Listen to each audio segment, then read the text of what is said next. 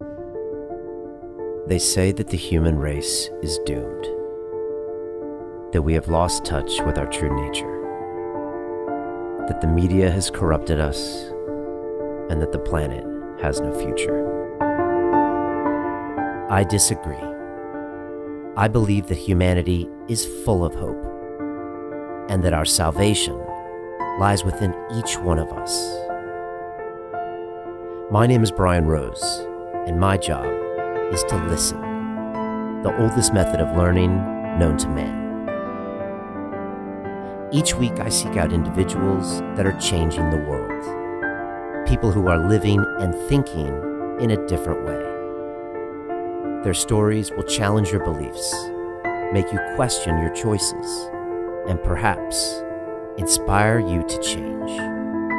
I never planned on doing any of this, but now I can't stop. Join me on this mission and make humanity something we can all be proud of. This is London Real. I am Brian Rose. My guest today is Neil Williams, recent graduate of our Broadcast Yourself Accelerator. Welcome. Welcome. Thank you. Welcome. Tell me about you, man. Where are you from? What do you do? I'm English, born here, first generation. I live in Greenwich. I'm an IT consultant, but I have a love for sports and anything fitness related, movement related. I think that's my passion generally. And what made you want to start broadcasting yourself? That's a funny one. It was never in the plan. I started actually just posting a few things about my fitness journey on social media. Started following movement gurus and so forth, and I came across you. Somehow, I think I must have signed up to something, and I started getting communications, and I got an invitation to come on to one of your seminars, your free seminars. So I just jumped on, had a look, and the next thing I knew I was pressing the button. I thought, that sounds right up my street. It was as simple as that. It was not planned at all. Huh. And so that's kind of interesting, you know? So you never thought you would be starting your own podcast? No, never even. I didn't know anything about podcasting. Huh. I think I'd probably subscribed to one podcast by accident in the past, and it was to do with IT. I only realized I'd actually subscribed to it when I went to set my own podcast up, and I saw it in my favorites. And I was like, oh, that's what that thing was that I was looking at. But podcasting wasn't anything I'd considered. But because I'd started posting on social media and trying to share my journey, getting back from being an out-of-shape dad into fitness, I thought it's a good medium to get on and maybe talk about it. Tell me about your journey, this kind of fitness journey that you've been on. Oh, well, as I said, I've always endeavored to try and be involved in fitness and movement in general. I've been engaged in dancing, judo, gymnastics over the years. Not so much recently. I've always done weight training, but ever since I became a dad, some 6-7 years ago, that's pretty much all I was doing was weight training, and everything else was completely out of the picture. And although I was doing weight training, I was still putting a lot of weight on, you know, and I started I have arthritis in my knees, started having a lot of knee problems. I felt sluggish, and I really was keen to get my children to do some of the activities like judo and gymnastics that I did when I was younger, because I really loved them, and I really think they helped develop my coordination and kept me generally fit. But also with that, I wanted to be able to show them how to do certain things, because I grew up with a dad who was a judo instructor for 11 years. So yeah, I'd go to the club, but I always got that special training. Me and my brothers got that special training at home, and it definitely paid dividends with how we developed as judokas. So I wanted to do something similar with gymnastics and judo for my daughters. but in my physical state, I found it a bit difficult. You know, I was making a lot of excuses about my knees and so forth. So as I was approaching 49, I think just a week or so before, I just decided that by the time I'm 50, firstly, I want to take part in a major judo competition, although I hadn't even done judo for 20 odd years. And I also wanted to be able to start showing them how to perform certain gymnastics moves, which meant I had to get back into certain shape because I was struggling to stand on my hands at that point. You know, it was a real strain. So that was what got me started down that road. And as I took a big deep breath, decided to take photographs of myself about a week before my 49th birthday, and I dumped it on Instagram and on Facebook. And I just said, okay guys, lay into me. Nice. And that was it. You know, people got whatever they wanted out of this system there and then. And from then on, I've just been regularly posting, and now, you know, it's increased more and more now. And the response to sharing what you're doing is amazing, and it's just made me want to do it more and more and more and more and more. And I'm sure, as you've seen in my most recent posts, I'm doing some pretty impressive things, or so I'm told they're impressive. Yeah, how many muscle ups you doing now? I'm up to about 6. 6 in a row. But apparently I'm doing them quite well because I'm not kipping. It's good form. All right, so you decided to pull the trigger on the broadcast yourself. Yeah, of course, you're not sure why. Why London Real? I did love the way your content was presented. I'd watched 1 or 2, but mainly the 2 to do with Ido Portal. He's one of the people that kind of attracted me more and more into the kind of movement culture. And I just liked the way that you vibed with him. I liked the quality of the product. I've recommended other people look at it. I've passed them the links and so on. And so I guess that was literally, I just thought, you know what you're doing. So that was it. Okay. Now, first week starts, I drop you in this Facebook group, 150 people around the world. I'm asking you to do lots of assignments, upload video, accountability doc. You got me twice a week live. What's that experience like? That's a bit heavy for me. Firstly, at that early stage, I definitely wasn't comfortable being on camera. I think during our video conferences, I was kind of sitting there, often just hoping you didn't call my name for any reason whatsoever, because at that point, I didn't know what I wanted to really podcast about. I didn't know why I was really there. I was kind of finding out a lot of things. I wasn't afraid of the technical stuff because I'm a technical person anyway, but it's a completely different area of, I suppose, career that I was kind of thinking, oh, maybe I could go down this route, but I've never ever even considered it previously, so it wasn't like I'd been planning it or anything. But those first few weeks, I got over a lot of demons because I was forced to put my voice on camera, on tape, forced to do vlogs, get my face, and I must admit the first one, I did a lot of cuts. I mean, it took me a while to get that simple video out. Compared to now, I walk down the street with my camera out, talk, press send. So there's been in 8 weeks, a massive change. I'm not self-conscious like that anymore. And I put stuff up on social media. I'm honest. I don't hide anything. It's amazing the change that has happened to me in a small space of time. Powerful. Yeah, it's powerful stuff. What are these classmates like, all these people from around the world you never met until this weekend? What have I got to say? I feel like some of them are like brothers. I've got to know so many of them so well, just through social media and video conferencing. I think I know many of my immediate team, the Rose team. I know them better than some of my friends. I know personal things about a lot of them more than I know about friends of mine who I've known for many, many, many years. You know, I've got friends that I've partied with for 20 years, but I only know them kind of more in a social environment. I don't know what they've done, what demons they've had growing up. Whereas the people in my team, a lot of them have got interesting stories that they've been sharing openly, and it's kind of encouraged me to come out and do the same. Yeah, so I think I'm going to be friends with a lot of them for a long time. What do you struggle with most on the course? That's definitely time allocation. Time, okay. I don't know if it's just me, but I think any time I've given an excuse for not doing something, it's always been time related.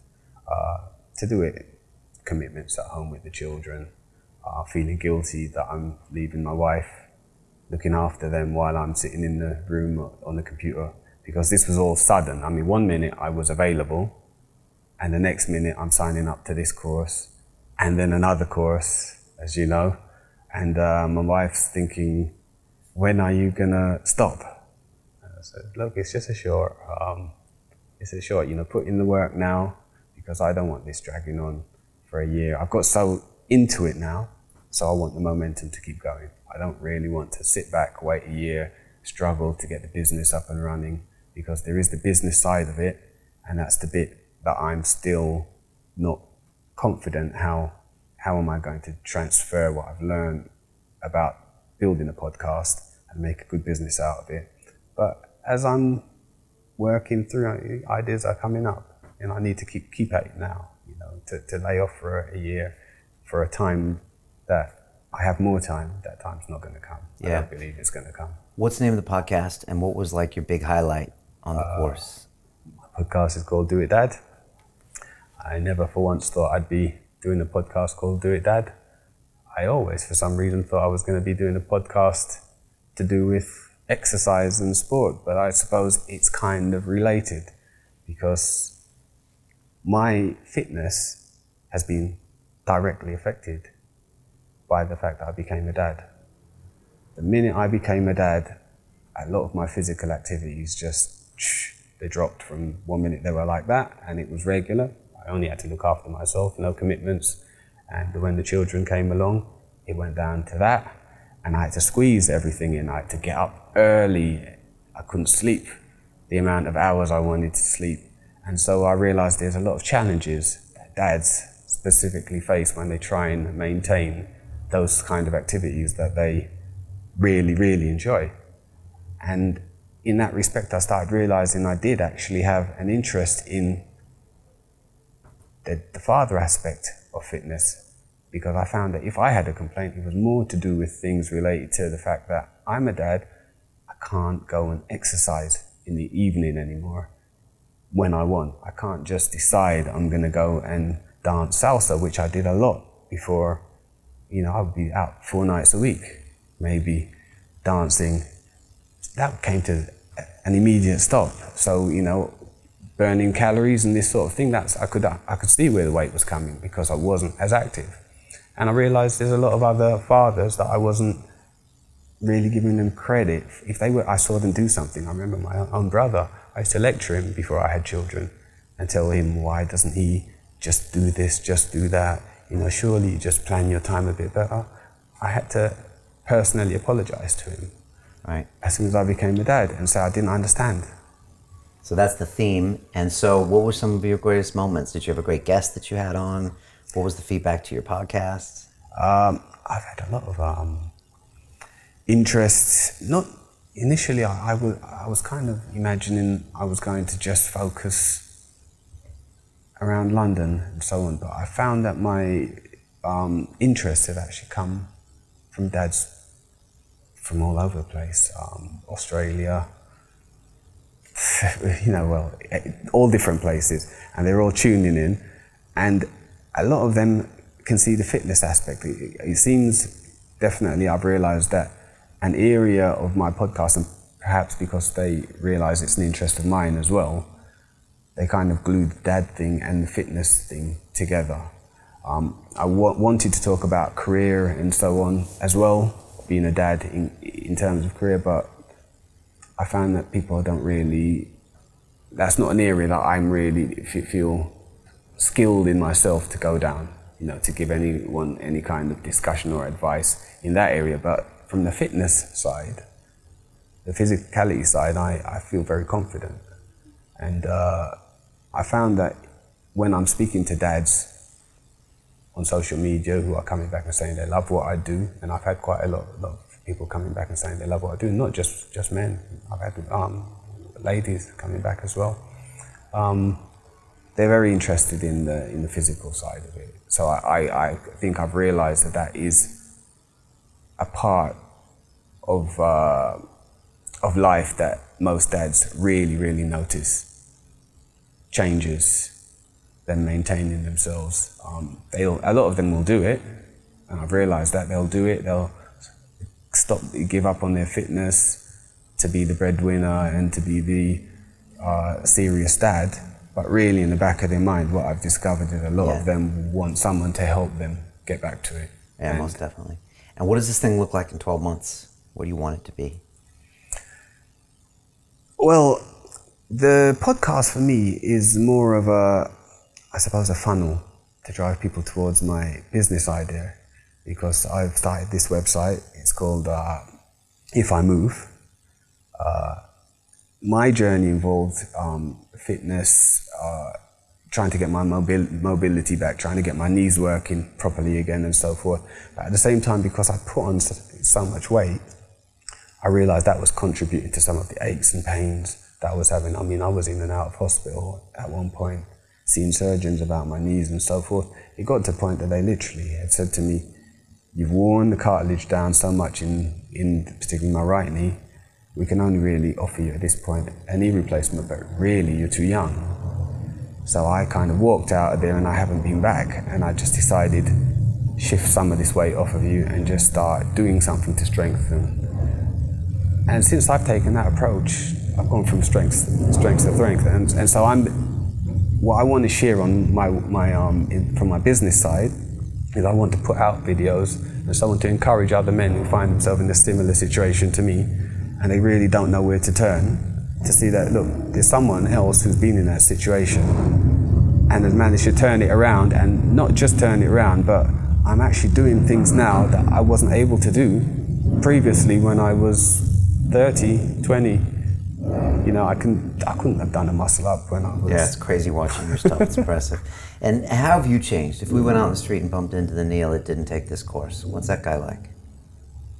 I'll tell you what, my confidence level has... I mean, I would say to most people who know me, they think I'm pretty confident, and you know, they might even say I'm quite overconfident. But it depends in which scenario you meet me. If you meet me in a scenario where I really think I'm the bee's knees, or I know my stuff, like in judo, for instance, I'm very confident because I know if you put me up against another guy, he's going to have a hard fight with me. It doesn't matter what level he is. I'm not saying I'll win, but I know he's going to have a hard fight because I've been doing it so long through, you know, my childhood, and then I had a lot of success when I was in my mid-20s, and then I went back more recently, and I've, you know, done okay for an old guy, so I'm pretty confident. But if you put me in a situation where I'm not so comfortable, then I will come over the complete opposite. As the shyest person in the room, I won't talk. I'll, you know, just sit in the back. Now, what I've noticed is that since I've started podcasting and putting my face on camera, I'm willing to talk about anything.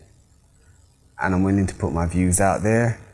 And I tell people what I'm doing, whereas before, I definitely used to kind of do things in secret. Not secret, but I wouldn't tell people before I did. I'll tell them after I had the success. Now, I tell them before I have the success because I know telling them is actually going to make me have the success. That's how I feel. Put it out there, and now you have to be accountable because these people are going to judge you on your word. And that is actually one of the biggest things I picked up, the accountability. Nice, I like it. Mm-hmm. And to someone who's watching us who's on the fence, not sure if they should take this course or not, what would you tell them? No brainer, just go for it. Definitely. It's that you will change and discover so much about yourself in a short space of time that, look at me, I jumped straight onto the next course, you know, onto the Business Accelerator, because what I got from the Broadcast Yourself course just made me start seeing all sorts of different opportunities. I've networked so well with so many people. I mean, not just the people in my team. People have been contacting me from other teams. People have contacted me outside of London Real who want to do stuff with me. So I can see a lot of opportunities. The only problem I have now is, again, lack of time. You know, I've just promised myself I'm going to get through the end of this next course, and then I'm going to start following up on some of these leads, because it's just, there is a certain amount of time you have in a particular day, and to do something well, you can't spread yourself too thin. Yeah. But, well, look, welcome to the family. You're obviously on the Business Accelerator, so I can't wait to see how we're going to take this funnel from your podcast and turn it into a business. I know we can do it. It's just, you know, men see you at 49 going on 50 and the things you can do. There's a huge market, right? These guys have money. What they don't have is their physicality. Maybe they don't have time. They don't know how to manage these relationships. And all they have to do is watch 2 minutes of you on a video, and we can tell you're the real deal. So you really got something here, Neil. You got a great vibe. It comes across on camera, comes across on audio. So I'm just so glad you pulled the trigger on this, because this is made for you.